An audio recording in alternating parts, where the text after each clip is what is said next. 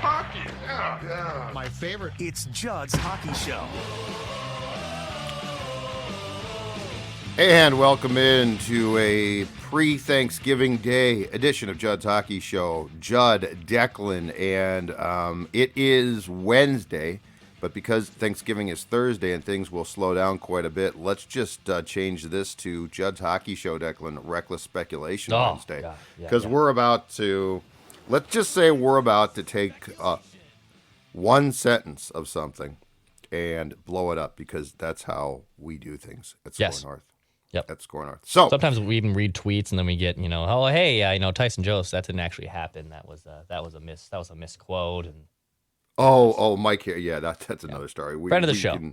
We can get into that. That's I know exactly what that was about. So anyway, let's start though with the reckless speculation that comes from a piece that Michael Russo did in The Athletic, which really wasn't about this topic, but it was mentioned in passing, and it was quickly picked up by some of the Wild blogosphere. And I gotta say, guys and gals, good job. Yeah. Good job.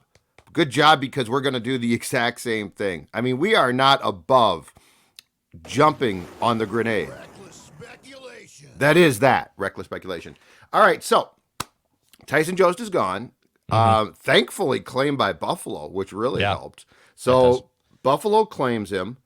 The Wild now has, according to what I just looked at, capfriendly.com, 4.7 million or thereabouts right now in cap space, which actually is pretty good because a lot of teams are well more pressed. I think the Wild's like sixth now in cap space. Yeah. And so with Jost gone, with some cap room available, and now let's start to put the pieces of the puzzle together. The Wild in 18 games has 49 goals, 2.7 per game. That's not going to cut it. Goaltending is not really, what's funny is defense is really not the problem. Goal scoring is. Fiala gone. We've talked about that. But Russo in passing mentioned Bill Guerin is exploring, and he didn't make it very clear, so my guess is it's just an exploration here. So, because I think Mike would have gone much stronger if like this was on the front burner, right? Like this is on the back burner, on that little small one where like you stick the pot to keep it hot, but it's not like burning up. It's low. It's simmering. That's the word I'm looking for. Much like the turkey that Dawn is preparing for our turkey to go, which she cooked last night. It's simmering in the crock pot right now. But what's simmering is that Guerin is exploring opportunities to bring in not just any forward, but potentially a top six one. So, Declan, I'm going to turn it to you with all of that being said, because you have some names to add to the reckless speculation simmering. There you go. All right. So go ahead. Let's go to our guy, Frank Cervelli. I'm going to call him our guy. I don't think he's ever been on the show. He's not a friend of the show, but he is a well-known insider. Yeah, NHL insider. He's on dailyfaceoff.com now. So Frank, in all of his glorious wisdom, put together a list, top 20 names to start watching as trade targets. Let the bidding begin, he says. Okay. And his number one target is a guy that's on this list that we have actually explored already this season, Bo Horvat. So Vancouver is just spiraling out of control here. Bo Horvat's off to an incredible start, 15 goals already in like 20 games. Set to be a unrestricted free agent this summer. I'm guessing this will probably be the top name in terms of centers available by the trade deadline. Certainly won't come cheap. You're probably talking about a first-round pick, maybe even multiple picks to get someone like this. I would love to get Bo Horvat. I just don't know if Guerin has the resources. And then if he trades for him, if he's going to acquire someone of this caliber that he's surrendering the capital to get, he's probably going to want to lock him up. And do the Wild have the space and the money to lock him up? I love this idea. He would be an instant upgrade in this lineup. I just don't know if there's enough chips on the table, if you will, to make this trade happen. Unfortunately, I'm going to deem this a complete non-starter right now, because you need this right now. So, like, this is not a deadline. Like, this is not a, boy, wouldn't it be nice in March, right? This is a right now. You aren't scoring goals. Complete non-starter, and I can give you about four factors. One is the Western Conference playoff race is incredibly tight. The only teams that are the bottom two teams are the Coyotes and Ducks. Vancouver, because the last playoff spot 8 is, I believe, 20 points right now. So Vancouver's like 5 out. So like if they gas Boudreaux, which I think they are going to, and they do exactly what they did last year, which is get hot with a new coach, they're not done yet. And I can't see them punting yet. Like there's a lot tied up in that team. So if they are out of it at the deadline, I think he's definitely moved. I shouldn't say that. I think he's probably moved. Probably moved. We all thought that JT Miller was a goner from the Canucks last year, and he actually re-signed in the offseason. So anyway, complete non-starter now. Can't see it. Cap room, also a problem. And again, you said this too. The price there is probably more prospects. Because, like, if the Wild is taking a downturn here, you don't want to give up more prospects and draft picks, right? Right. So, luckily, of everything that they surrendered last year at the deadline, they didn't give up that much capital. That's I think what was so at least significant capital. Yep. So that part was a win for Bill Guerin that he wasn't able to do that. But yes, I just think it's going to be too tough to pull off. All right. To do so. All right, I'm gonna give you another name here, and this is not a center, but it's a forward. And again, this is just in the spirit of reckless speculation. Top six forward. That's what the report said. It did not say center. So you are recklessly speculating very wisely right now. Timo Meir of the San Jose Sharks. A pending RFA, $6 million AAV right now. Now he is due a $10 million qualifying offer in the summer. So his next contract can get a little tricky. You can probably lock him up. You can probably forego the RFA status if you'd like.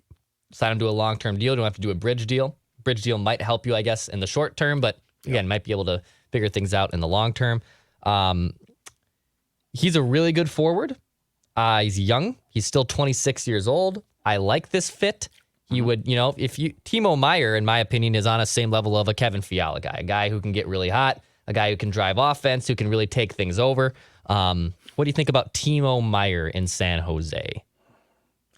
I'm intrigued by that. I think with the age, again, the price. I mean, he's in 21 games this year so far. He's second on the Sharks with 18 points, including 9 goals. Mm-hmm. This intrigues me. I think this is probably far more of a realistic conversation than Bo Horvat is right now. But all of that being said, what's the price tag? And again, if the Sharks are going to trade a guy like this, do they want to trade him now when it's basically one team potentially or two or something like that?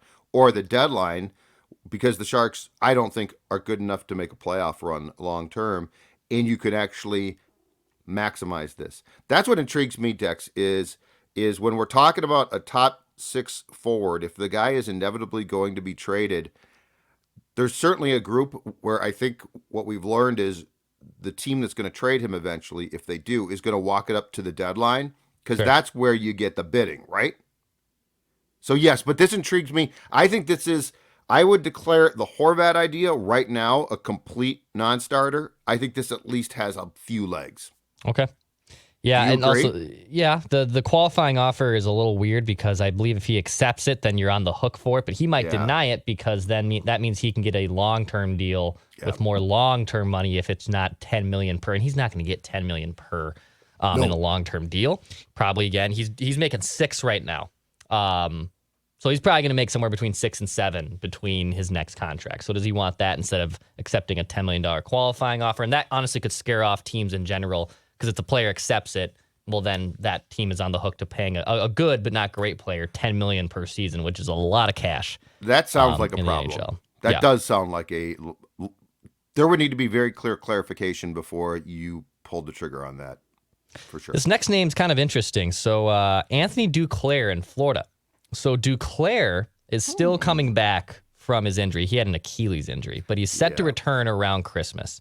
Now, Florida has to be cap compliant by the time he is activated. Florida is pinching pennies right now to make sure that their salary cap works. When he is active and healthy, someone has to move. Someone has to go. Now, what usually happens in these situations is someone else gets injured, and they put someone on long-term IR, they put someone on IR, and then all of a sudden Duclair kind of absorbs some of that blow. But Antohny Duclair, last season, 31 goals, 27 assists. He's under contract for only $3 million AAV through next season. Now, again, Florida has this weird cap situation. They went through this transitional phase where they look like they were going to make a deep cup run, but then they can't figure out the Tampa Bay Lightning. Kind of reminds me of the Wild against the Blackhawks from like 8 years ago, where it's a good team. And that Florida team is honestly probably even better than those Wild teams, but they just can't solve Tampa Bay. They make a little shakeup last year, right? They kind of overhaul their roster to a degree. What do you think about, though, Antohny Duclair? He's cheap. He is coming off a major injury, but Florida, again, has to make some type of move by the time he's active here in about a month. Oh, boy, this guy's career, is so intriguing because just since 2018-19, okay, Dex, he's gone from 19 goals, not bad. The next year with the Senators, 23 goals. Then he goes to Florida, and he's hurt, so he plays in 43 games and scores 10 goals. And then, to your point, he comes back last year and gets 31 goals in 74 games. Coming off an Achilles really worries me. You're going to be so like he's not playing now, to your point again, and Right. You're going to throw him in there, and you need help goal scoring right now. Like, I think this is the most realistic name as far as a potential trade. What's his contract? He's only making $3 million AAV. Okay, so Very this is reasonable. the most realistic name on the non-friend of the show Cervelli's list. But that problem there is he's also potentially not going to step in and help you, and you need help yesterday. So like I think that's the sticking point. The contract not bad. The player can certainly score, but he's coming off a very significant injury. And are you going to acquire him and give up what you need to get a guy, Dex, who you hope can step in December, but you're not quite sure? Very high risk. I don't see it happening. You? Yeah, it depends on what you're going to give up to get this guy. Is Florida just going to say, hey, two reasons. If they're not willing to give up a significant asset, that might tell me right there that they don't really believe that injury, he's going to be the same player post-injury, right? Yeah. So they're like, screw it, goodbye. We don't want to do, like, thanks for your services. Is a good player when healthy, but he just had Achilles surgery. He's 27 going on 28. He is under contract beyond this season again for a very reasonable cost at $3 million per. So if you're inheriting a goal scorer that's scoring 27, 30 goals for $3 million AAV, that's the best bargain around. But again, what would the Wild have to give up? Probably a third, maybe even a second. Yeah. I don't know what the return looks like. I'm interested in the player. I would love the player, to be honest. And if that means I still have to wait another month, I'm mostly okay with that. I can wait a little bit. I need help. But I need help right now. Need help right now. I need help right now. Tonight. The next player on this list, I actually think this is the most obtainable guy. I think even I have kicked around this guy before to you in years past on Judd's Hockey Show. Jack Roslovic, who's now in the Columbus Blue Jackets. He used to play for Winnipeg a lot. Yep. He is having a slow start for Columbus, just 1 goal in 15 games. But this is a guy who was removed from a 22-goal campaign last season with Columbus. He has scored double-digit goals 3 other times. This year he's actually winning faceoffs, but in the past he's kind of not been great at faceoffs. But $4 million AAV, a nice player who probably could use a little bit of a change of scenery. Columbus isn't doing anything. A former first-round pick. He's still only 25. He'll be 26 in January. But this is someone I think that would actually make a lot of sense. He's having a down season, so it's a buy low candidate. It helps you fit a need at center, although he's not a game-changing center. He is still a top 6 kind of guy.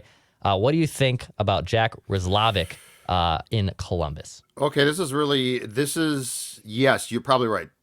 This is the one that if you think that a change of scenery is going to help boost him, it makes the most sense. First round pick of the Jets in 15. He's actually from Columbus. Yeah, that's the intriguing thing. So like he's from there. He went home and if I'm not mistaken, the Pierre-Luc Dubois trade. Yes, he's a big part of that. To the Blue Jackets. You know what? Yeah, so this intrigues me. Because here's the thing that keeps coming to mind when we hear that Bill Guerin is kicking the tires and then we recklessly speculate on a top 6 forward, not a bottom 6 one, okay? Who's it going to be at this point? Because, like, you're not going to get, for the most part, teams are not going to trade guys right now because how many teams are set to punt? Yeah. So, like, and again, if it was a bottom 6 guy, I'd be like, okay, that's not too hard. Top 6 guys, different story. And, certainly if it's a trade deadline guy, I think he sticks around until closer to the deadline when there is more bidding. Roslovic makes some sense here because, like you pointed out, he's off to a slow start. And so he would probably not come cheaply. That's the thing. And the other thing we don't know that I'd love to have a better feel for, and I feel like we are getting mixed messages from the Wild, is what are their intentions here too? Because if you're going to trade a high draft pick or you're going to trade a decent prospect, you are stating that your intention is to do what this year? Try and make the playoffs? Try and make a run, which I don't, a year ago I was mistaken, but I thought they had the potential. Didn't you? Absolutely. No, yes, absolutely. I thought they were going to be this team, I don't see that. Like I don't see a run. So I would love to know from Guerin, Leopold, Evison, what are your intentions here? But this name, if you're going to get a top 6 guy and hope that he gets a spark, perhaps by, perhaps going home didn't do Roslovic much good. This name intrigues me the most, and I think it's probably the type of guy that, yes, you can plug him in immediately, and if you think he might get hot, it's worth a chance. But there are so many unanswered questions in my mind about what this team is doing right now. Last name here for you. This one I'm actually very intrigued by. I would love it. Sean Monahan in Montreal, who got basically sent out of Calgary because they didn't want to pay him. Really good player for Calgary for a long time. Now he's with the Canadiens. He has 3 goals, 10 points in 18 games. He is a pending UFA. He makes decent coin. Makes 6.3 AAV. So he's a pending UFA. He's 28. He's a center. Has a history of scoring a lot of goals. What about Sean Monahan in Montreal? Also makes a lot of sense if you can fit the cap in. That's the problem. And so he does intrigue me. I think Montreal is, although who knows, I think they're smart enough to know that there is a ceiling on their season. I saw him just get hammered by Buffalo last night. I watched that game, and it was not pretty. And I would guess the price wouldn't be huge here. So, yes, the last 2 names, depending on what the Roslovic potential would be to give up a lot more.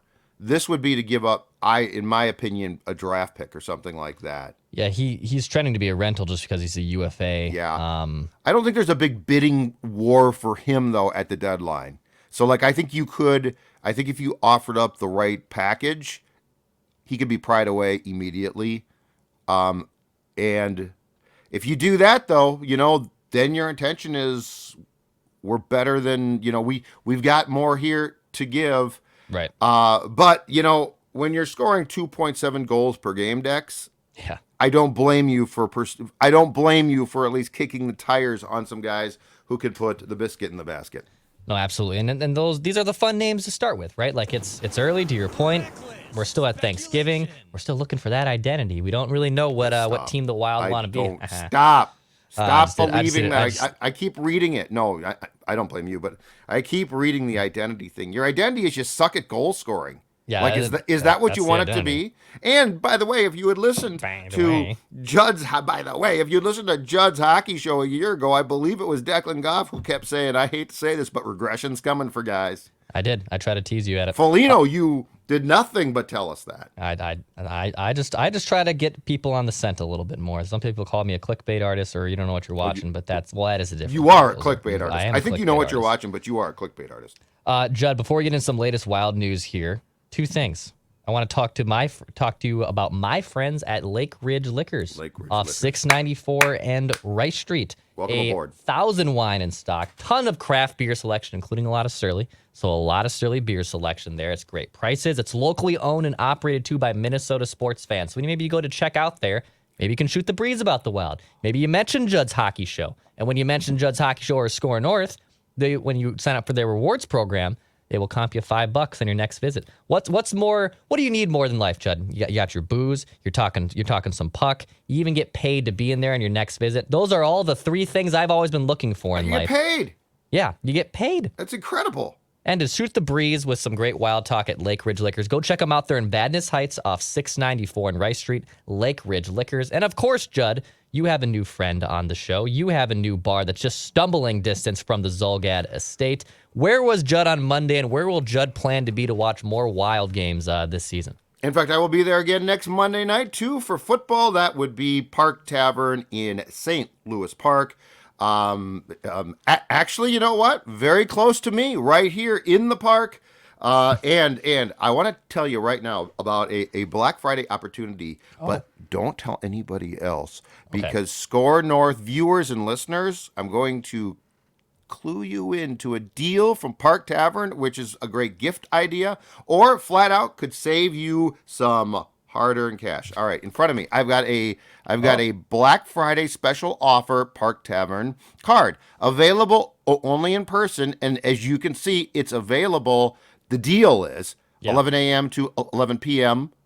on Friday. Okay, here's Friday. The deal, though. Here's the deal. Buy the $100 gift card, and you get a $50 bonus gift card. Now, after Friday, this goes from $50 on the bonus, Declan, to $25. Okay.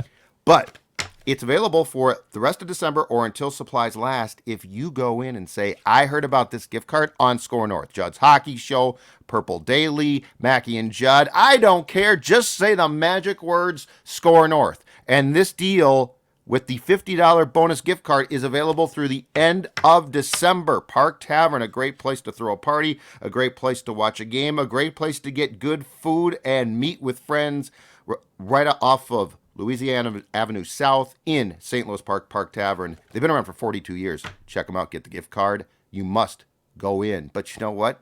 Go in and drink us early. I might do that, actually. Judd, latest Wild news here. So we're shaking up the lines a little bit. Your guy, Alex Goligoski, gets the big emotional goal. Good for him. And then all of a sudden we see he's on the top power play unit when we drop the puck potentially on Wednesday night. Yeah, I'm not going to lie here. Dean Everson is rubbing me the wrong way right now. So, all right.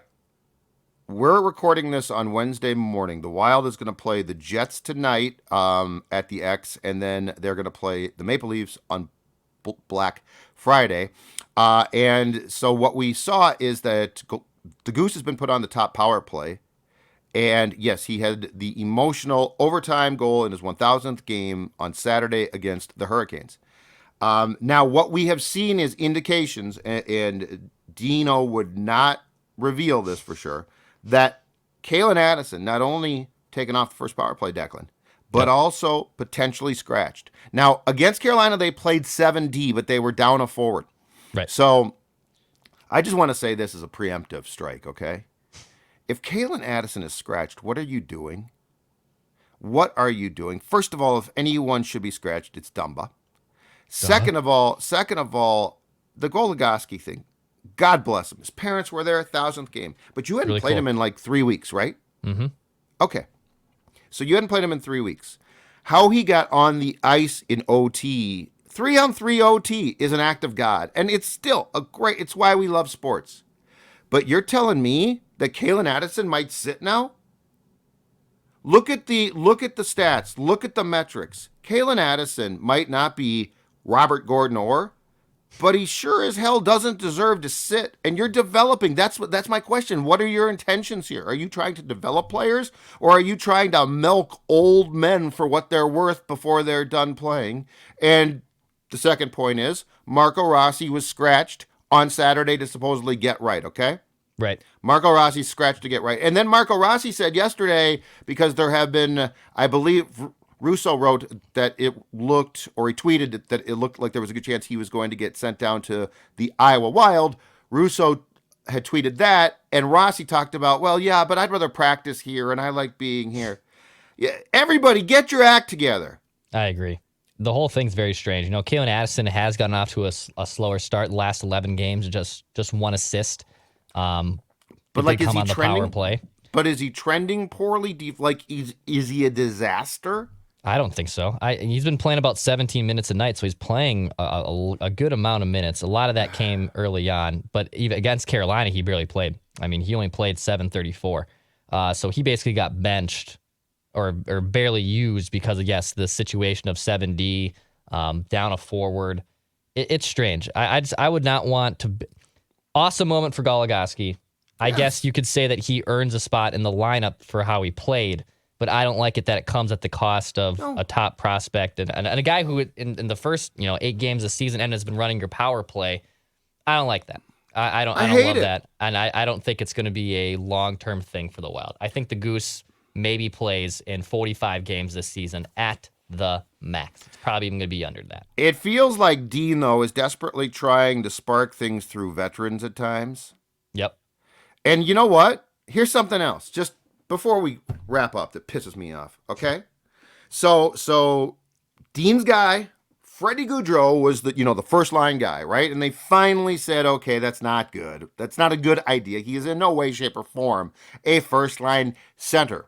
He is a hardworking center/winger. All right. So now they say, okay, we're gonna take another Jag, Sammy Steele, who played great on Saturday. Play well. We're gonna put him on the first line. Let me ask you a question. Why do you think Sam Steele played so well? Which, by the way, I don't expect to keep up in perpetuity. Why do you think he played so well? Because he was motivated, Judd. He got put in a spot to shine. Yes, he did. And guess what he played with? High-end talent. And so he felt good about himself. I wonder what Marco Rossi would do if given the same chance. But he can't. He's not ready. And this whole thing of he's practicing and that. No, he needs to play in games. And he's not in his first year out of the draft, okay? It's just, again, what are your intentions? Bill Guerin told us on this show, and I loved it last year. What did he say about Marco Rossi? He's not going to be here to play a bottom 6 role. Correct. He's in the press box. Yeah, I don't like it. Just send him to Iowa. Go down, have fun. Or just put him in Sam Steele's place and see what happens. Also that too. When Jags play well because they feel good, what could Marco Rossi do? And buddy, they might give up some goals. They can't score goals. No, I can't believe this administration is working me up like, Billy, give me a call. We got to talk. We got to talk about this. We can. God, have a good Thanksgiving, Bill Guerin, and the rest of Minnesota Wild fans. Judd's Hockey Show will be back later on this weekend and whatnot to recap. Find some games. There's 3 days off again next week. I saw your tweets, and I don't disagree I'm with upset. I'm upset about it. But regardless, hit the subscribe button for daily Minnesota sports entertainment on this YouTube channel. But Pass, shoot, score.